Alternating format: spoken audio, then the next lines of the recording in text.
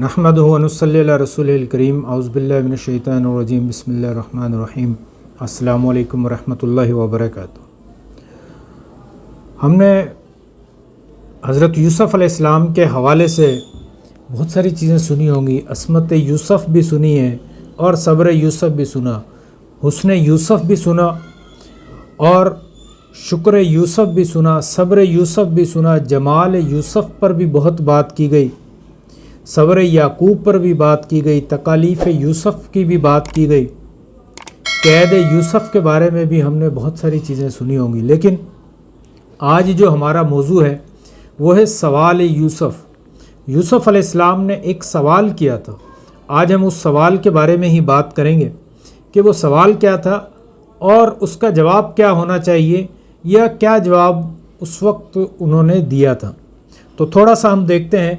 तो वाक़या यूसुफ़ अलैहिस्सलाम को अल्लाह ताला ने कुरान में बयान करता है। अहसनुल क़सस मतलब कि ये एक बेहतरीन किस्सा अल्लाह ताला ने ये वाक़या जो है वो बयान किया कुरान में। वैसे तो सूरह यूसुफ़ कुरान मजीद में मौजूदा तरतीब के हवाले से सूरत नंबर 12 है, लेकिन नुज़ूली एतबार से देखें तो ये सूरत जो है वो 53वें नंबर पर ये सूरत नाजिल हुई थी। ये ज़माने नज़ूल की बात करें तो ये आमुल हुज़न यानी वो साल जिसमें हज़रत खतीजतुल कुबरा और अबू तालिब सरदार मक्का नबी सल्लल्लाहु अलैहि वसल्लम के चचा, इन दो बड़ी अजीम हस्तियों का इंतकाल होता है और बैत अक़बा, इन दोनों के दरमियान का जो पीरियड था उस वक्त ये सूरह यूसुफ़ नाजिल होती है। इसमें 111 आयात हैं, 12 रकू हैं। तो ये 53वें नंबर पर जो सूरत है वो नाजिल होती है। तो आइए थोड़ा सा पस मंज़र देखते हैं कि यूसुफ़ अलैहिस्सलाम कैद में है। ये वाक़या आपने सारे सुने होंगे। सिर्फ हम अपने मकसद तक पहुंचने के लिए, अपना जो पॉइंट है, जो यूसुफ़ अलैहिस्सलाम का सवाल है, उस तक पहुंचने के लिए हम जो है वो थोड़ा सा पस मंज़र के कैद में है और काफ़ी अरसा कैद में गुजर गया। वहाँ 2 कैदी लाए जाते हैं, वो ख्वाब देखते हैं और फिर वो आकर यूसुफ़ अलैहिस्सलाम से सवाल करते हैं। कहते हैं कि ए यूसुफ़, हमने तुम जो है वो इन्ना नराका मिनल मुहसिनीन, कि हम तुम्हें एक अच्छा नेक साले बंदा जानते हैं, समझते हैं, लगता है कि आप नेक इंसान हैं, तो हमने ये ख्वाब देखा है, इसकी ताबीर बता दें। यूसुफ़ अलैहिस्सलाम उनका ख्वाब सुनते हैं और उन्हें कहते हैं कि रुकें, जब तक खाना आ जाए तब तक हम कुछ गुफ्तगू करते हैं और फिर उसके बाद मैं आपको इसका ख्वाब का जो ताबीर है वो बताता हूँ। इस ख्वाब की ताबीर बताने का जो पीरियड था वो कुछ थोड़ा सा जो वक्फा था, उसमें वो सवाल करते हैं, या साहिब सजनी, ए मेरे जेल के साथियों, अरबाब मुतफर्रिकून खैरुन अमिल्लाहुल वाहिदुल कहार, कि क्या मुतफर्रिक कई खुदा बेहतर हैं या एक ही ताकतवर वाहिद खुदा जो है वो बेहतर है। ये बड़ा एक अजीब सा सवाल था। इस सवाल को सुनकर वो कैदी जो थे, जो साथी जो थे, जेल के साथी जो थे, वो बड़े हैरान भी हुए कि ये सवाल क्या कर दिए। यूसुफ़ अलैहिस्सलाम उन्हें समझाते हैं कि देखो कि मुतफर्रिक, बहुत सारे खुदाओं को मानना, बहुत सारे खुदाओं को बना लेना, क्या वो बेहतर हैं या सिर्फ़ एक खुदा की इबादत कर लेना, एक ताकतवर अजीम खुदा की जो है वो इबादत करना, उसकी पूजा करना, उसको मानना, वो बेहतर है।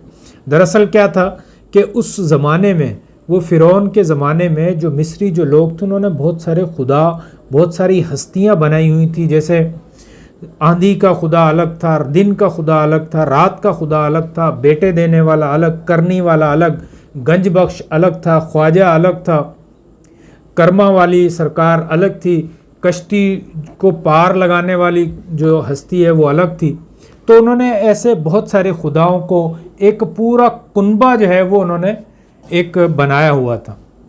जब नबी सल्लल्लाहु अलैहि वसल्लम का ज़माना देखें तो अहले अरब जो थे, अहले मक्का जो थे, उनके भी बहुत सारे खुदा थे, लात, मनात, हुबल, उज़ा वगैरह। उन्होंने इतने खुदा के सफ़र में अपनी हिफाजत के लिए अलग खुदा बनाया हुआ था, बेटियों के लिए अलग खुदा बनाया हुआ था, अपने काम काज करने के लिए, फाल निकालने के लिए, सब के लिए। और फिर एक और उसकी मौजूदा ज़माने में भी हम मिसाल देखते हैं कि हमारे पड़ोसी मुल्क भारत को हम देखें, हिंदुस्तान को देखें, तो वहाँ जब پہنچتے ہیں تو ایئر لائن میں، تو وہاں فخر کے ساتھ یہ اعلان کیا جاتا ہے کہ آپ 3 کروڑ دیوتاؤں کی زمین میں آپ کو خوش آمدید کہا جاتا ہے. یعنی وہ 3 کروڑ سے زیادہ خداؤں کی عبادت کرتے ہیں. یہاں تک کہ ان کی وہ دیوی دیوتا جو ہے وہ آپ نے اکثر دیکھے ہوں گے فلموں ڈراموں میں کہ انہوں نے ہر چیز کے لیے، پیسوں کے لیے، ہر چیز کے لیے دیوی دیوتا بنائے ہوئے ہیں. بلکہ یہاں تک کہ وہ جانوروں کی، بندروں کی، گائے کی، کیڑوں مکوڑوں کی، ہر چیز کی، ایون کہ انسانی شرمگاہوں کی بھی وہ پوجا کرتے ہیں.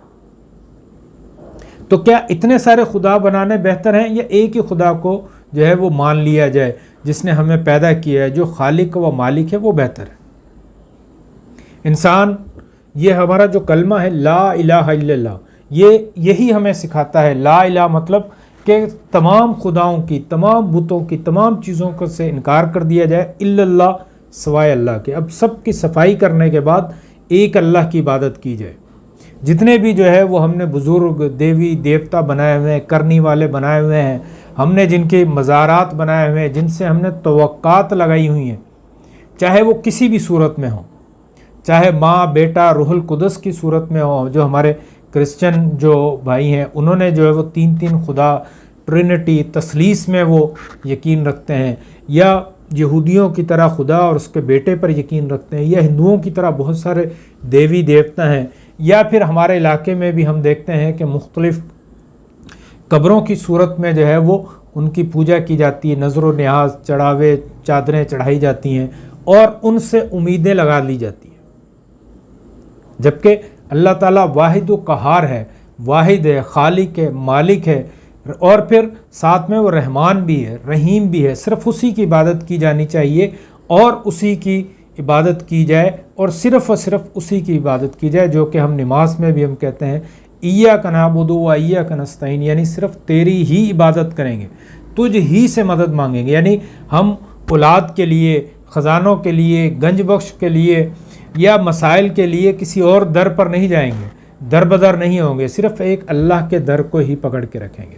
یہی سوال یوسف علیہ السلام نے کیا اور ان کو یہ بتایا کہ یہ جو تم نے جتنے خدا بنائے ہوئے ہیں یہ صرف جو ہے وہ تم نے اپنی طرف سے، ان کے اللہ تعالیٰ نے کوئی دلیل نازل نہیں کی، کوئی نام ان کے اللہ نے نہیں بتایا، یہ تم نے اپنی طرف سے ان کے نام رکھے ہوئے.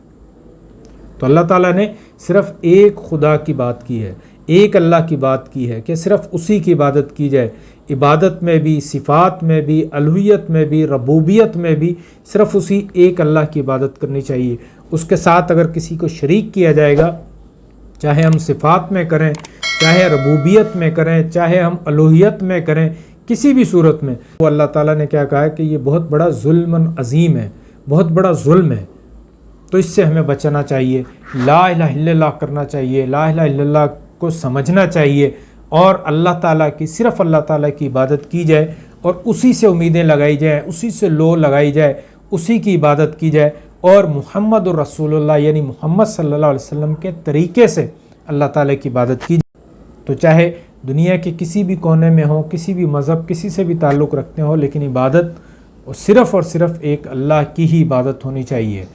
وآخر دعوانا الحمدللہ رب العالمین. اللہ تعالیٰ سے دعا ہے کہ ہمیں اللہ تعالیٰ اپنے صحیح دین پر چلنے کی توفیق عطا فرمائے.